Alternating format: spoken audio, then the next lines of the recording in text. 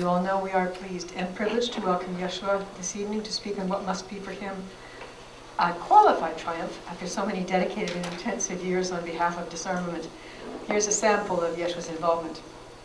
He's a researcher on humanitarian disarmament for a coalition of 40 NGOs in Canada, including the Canadian Red Cross, Oxfam, CARE Canada, World Vision Canada, and many more.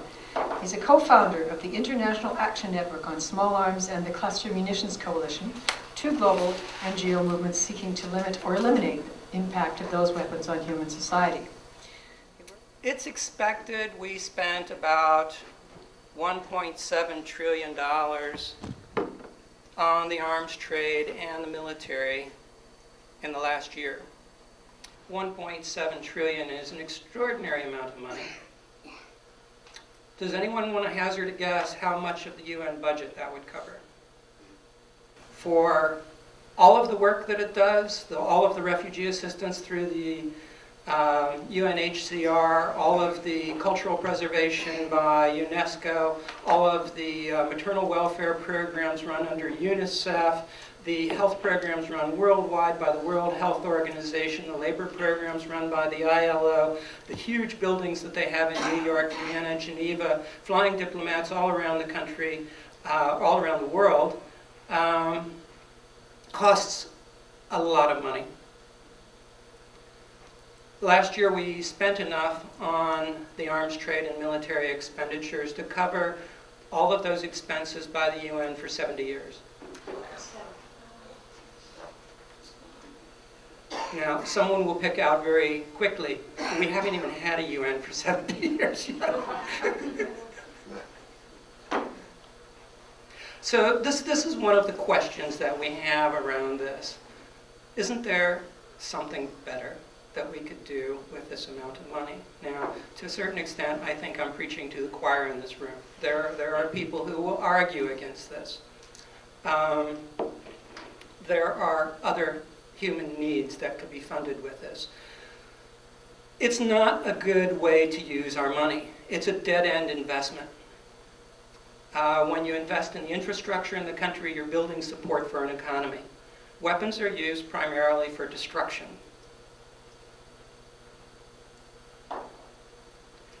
This is what they're designed for. This is what military forces are trained for.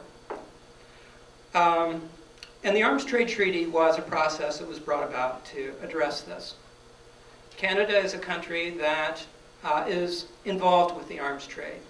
It has been, well, in the last year that we have records for, which is 2010, it ranked number 14 on global expenditures on its arms and military. This is partly because of economic ranking, but more interesting is how much it's sold. Canada has been in the top 10 or 15 arms merchants in the world over the past decade. Canada has exports to a variety of parts of the world. One of the conditions that the Arms Trade Treaty has is trying to put human rights conditionality on the arms trade. There's very little morality involved in the trade in arms. And Canada is one of the few countries that has human rights conditionality on its arms sales. But I think something needs to be adjusted in it. In the bottom corner here is a Canadian-made LAV-3 armored personnel carrier. It was sold to Saudi Arabia, who used it to roll into Bahrain and quash the uprising that was happening in Bahrain against the monarchy. And 30 people died and several hundred were injured due to the actions of the Bahraini authorities as well as the Saudis. And at least some of their equipment was made in Canada. This should have been caught. I mean, where's the human rights conditionality? Just in January, a possibility for selling automatic weapons to Colombia. They don't need more automatic weapons in Colombia. Has been opened for Canadian distributors. So even though the conditionality is there in Canadian policy, there's a problem here. This is a quote I actually just came across by Henry Ford. I think it's a great one. He says, "You want to stop more wars, show me who makes a profit from it." And this is the place where the rubber meets the road on that. This is where the profits are being made in the way of armed conflict. And it's estimated by Transparency International that almost 40% of our global burden of corruption is involved with the arms trade. And the reason for this is not too difficult to figure out. Most decisions about the purchases of arms are made in secret. It's behind an opaque wall. Most people don't have access to it. In Canada, we can investigate these things fairly openly. It still doesn't mean there's openness in the Canadian system. Remember 2 years ago when the F-35s were sprung on the Canadian public with apparently no other contracts being considered. What happened behind that? Almost certainly there was some corruption involved.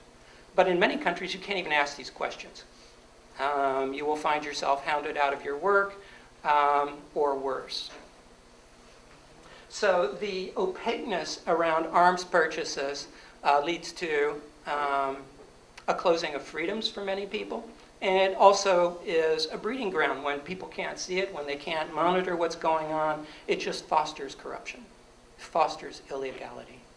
The 2013 Arms Trade Treaty, which I'm going to be talking about in more detail later on, does not really address this problem. It does not provide for public scrutiny of arms trade, of the arms trade. And so this is a problem that we're going to have with the new convention. The place where the big nexus between the arms trade and human rights issue is when arms are used, the human rights violations are very obvious. We see it on our evening news. The number of people that are killed by arms is reaching about 500,000 per year. The number of people injured is about 10 times that. That's the easily seeable physical cost. But one of the places where arms really impact human rights abuse is when they are not used directly. I was involved in one study where we were looking at the human rights crime of enforced disappearance. And I was dealing with human rights campaigners in a variety of countries, and I was asking them what type of firearms were used, because we were trying to bring out this element in human rights crime, and they said, well, the person disappeared, there was no firearm used, or we wouldn't know. And this was something that the human rights investigators were not actually looking at. They weren't actually looking at the type of firearm that was used, but we dug into it a little bit deeper, and we found that for the human rights crime of enforced disappearance, 4 things had to be there. There had to be the political will of the state to commit the crime. There had to be impunity. There had to be agents, and there had to be arms. The beginning of the movement towards having an arms trade treaty started in 1997 with a group of about 8, it was a group of 8 Nobel Peace Laureates who met in New York, and they put together a document called the Code of Conduct on Arms Transfers. And the Nobel laureates said, well, we probably cannot stop the arms trade today, but let us put certain conditions on it. And if it has to occur, it should occur within these conditions. And those conditions included human rights conditionality, international humanitarian law conditionality, and human development conditionality. They defined what arms were within that code of conduct. It was made as a legal document that governments could sign on to. They defined arms as all arms, and then they had a very extensive list. They defined transfers as any movement between jurisdiction, change of ownership, any possible change in the circumstances around the arms, and they had a fairly extensive list as to what a transfer would mean. So it basically covered all movements of all arms, including military training for military and police forces, intelligence gear, dual-use technology, military technology, and so forth. All of these were included. The compliance with international human rights standards was if you had a reasonable, if you could reasonably come to the conclusion that these were likely to be used to violate human rights, the transfer should not go forward. And they had an extensive list of the human rights crimes that should be considered under this conditionality. Under international humanitarian law, anything that would violate the Geneva Conventions, and it also called for cooperation with international tribunals and other things that would fit under international humanitarian law topics. They had another conditionality, which was that people in the country where the arms are going should have the right to participate in the political process that decides the leadership of the country. There should be freedom of speech, freedom of information, freedom of assembly within those countries. The military and the national security policy should be under the control of civilian institutions.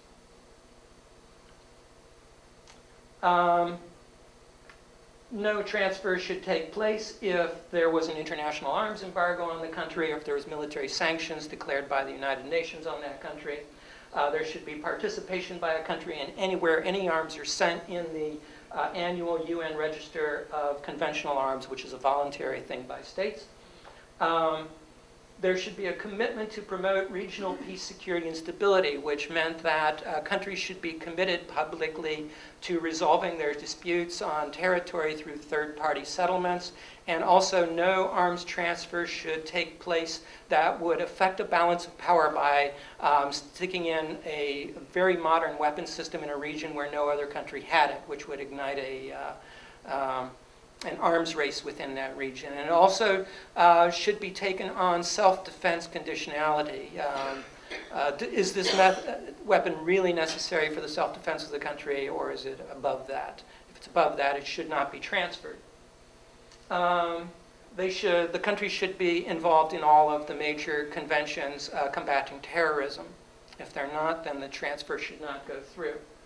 And there was finally the promotion of human development, which included, I'm going to have to check my cheat sheet because I don't remember. That was indexed according to the state where you're going to transfer the arms, their expenditures on health and education, and it should not, their military expenditures should not exceed the health and education budget combined. So that was what that conditionality was. So those were the conditions that the Nobel Peace Laureates had put out, and had put together this code of conduct, and it had a legal structure to it, and states could sign on to it. I think most of us would agree that this is a reasonable and Nobel effort. And so 3 years after they put this out there, no states had signed it. At that point, a group of non-governmental organizations met with the Nobel Peace Laureates and said, well, let's take this framework and give it to some international law lawyers, international law institutions, and put it together as a convention that governments could discuss. And so they took all of the principles of that, and this was the Control Arms campaign. And this group basically put together the framework convention and offered it to governments, saying, this is what we want you to discuss. And all of these principles were within that document. Now, there was some dissension within that group as to how we should move forward to get a convention. I was of the opinion that we should try an Ottawa-style process, which is outside of the United Nations system. The Ottawa Process, which brought about the 1997 Mine Ban Treaty, was something that was manifested between the international campaign to ban landmines and then the very good government of Canada, and moved forward outside the United Nations system. It had a lot of firsts. It was one of the first conventions to discuss military matters that had a huge civil society involvement.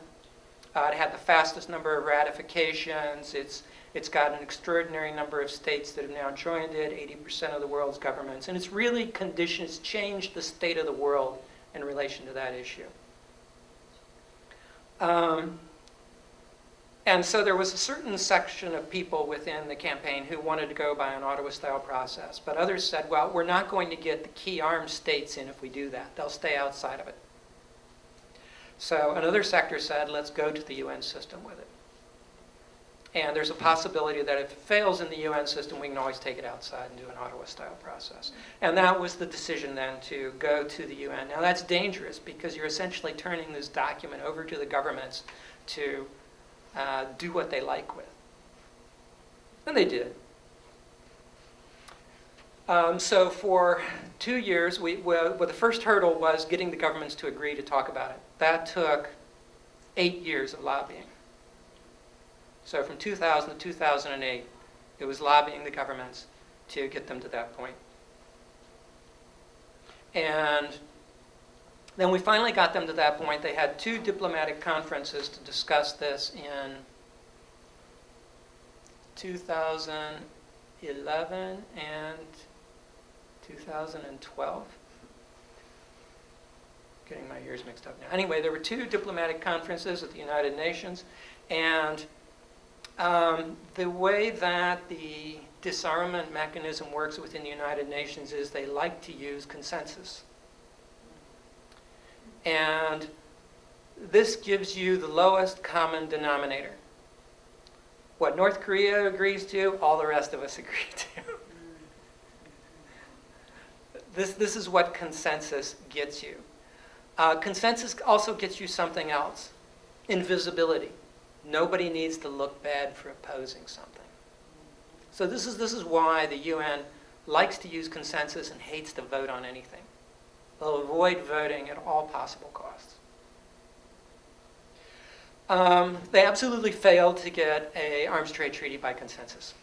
There just wasn't the international consensus out there to get it. And at the end, this month, in April this month, 54 states said, with you, we're going to take it to the General Assembly for a vote. And that's what they did. Canada wasn't one of those states. And on the 2nd of April, it was voted on in the General Assembly, and it is now a treaty. This is essentially the end of the writing process. Okay? So there's a treaty out there that somebody can sign, some say. On June, it will be opened for signature. That's when governments can sign on to it. Nobody's signed it yet. It doesn't open for signature until June. That's when governments can start signing on to it. And then they've got their own process on it. Now, what is this thing that they developed? The Arms Trade Treaty does not cover all arms. It covers 7 categories of arms that were essentially in the UN Annual Registry, which is a voluntary reporting mechanism. And it covers the major conventional weapons: attack helicopters, armored attack vehicles, missiles and launchers, military aircraft. There's a couple of other things in it, and they added on small arms and light weapons. So these are the categories of arms that are covered. There are a lot of things it doesn't cover. Transfers are defined as international trade. There are a lot of loopholes in that.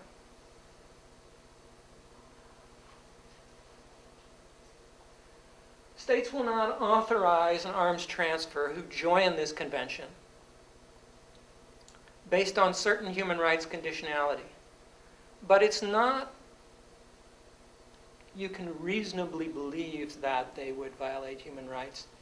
It's if they tell you they're going to violate human rights. So if you say to a country, well, will you use this to wipe out your indigenous population? They say yes. We were going to say, sorry, we can't sell you the arms. Would you like some anger management? The same thing goes for international humanitarian law conditionality on it. It's there, but the bar is very, very high, and it gives lots and lots of wiggle room.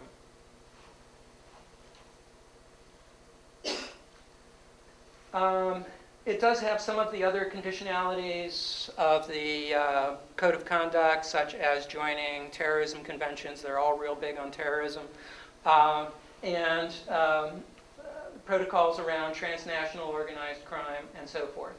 So when you compare them, compare the original Code of Conduct with the 2013 convention, what you've got is it doesn't cover enough of the arms trade. It doesn't cover drones.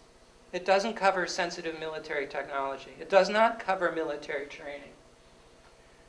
It does not cover all transfers. It covers some. It covers straightforward export, import, and so forth. It may cover brokering. The language is vague. But it would not cover leases. It would not cover loans. The Nobel Peace Laureate's Code of Conduct demanded absolute transparency. This one has some transparency. The states have to tell the Secretariat. The Secretariat might leak it to us, but it's not direct transparency. This is what our negotiators said while they were in New York. They didn't say anything about human rights. They didn't say that this should be a part of any conditionality on the arms trade.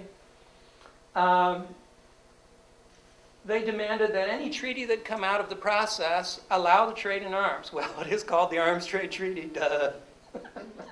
They argued for the domestic gun lobby. And they suggested that any administrative mechanism for this treaty be done out of existing UN funds. In other words, we don't want to see any more money going to govern the arms trade. And they wanted to see, if there was transparency, they wanted to see respect for corporate confidentiality. Ooh, yes. Well, they got it. So what we have today is an extremely flawed document. Nobody has joined it yet, and we won't know how many states have a positive attitude towards this until they start signing up. It doesn't matter what they voted in the UN on this. They can all vote positively on it and never sign it. So the real vote comes when they put the pen on the paper. And once they do that, the strength of this convention will come with the implementation legislation that the government of the country that signs develops. It will only be as strong as the implementation legislation of the government that signs it develops for governing themselves. And they can go beyond what the treaty asks for. There's even some language within that. This is the basic minimum, but states can go beyond that. They have permission to do so within the treaty, the 2013 Arms Trade Treaty. So what needs to be done right now in Canada is there needs to be a focus on getting good implementation legislation. We've got some ideas from what they were saying at the convention about where they're going to want to weaken any domestic implementation legislation in Canada.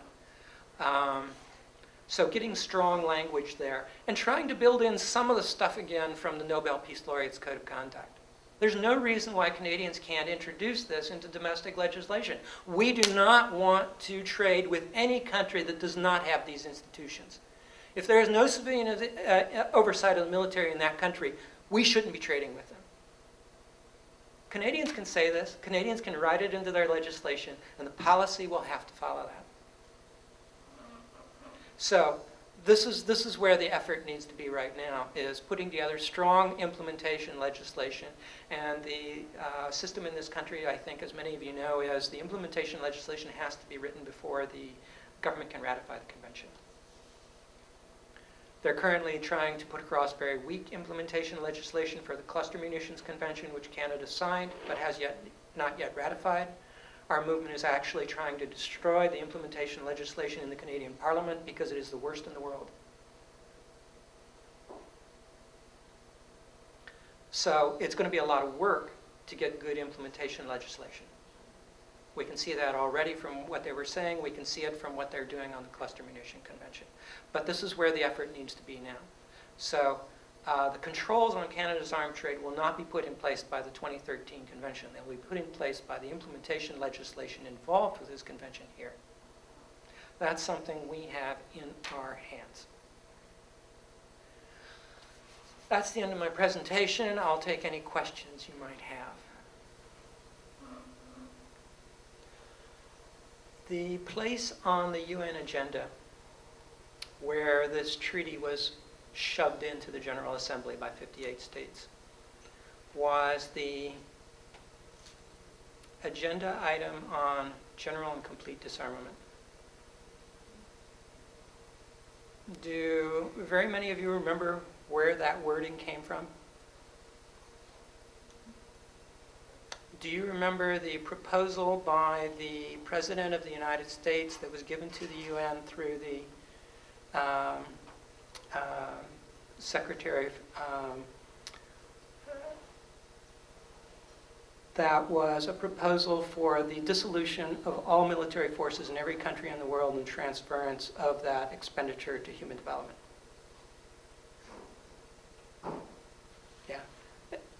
Nobody knows about this. It's always amazing. I bring this up many places and everybody looks like, what have you been smoking?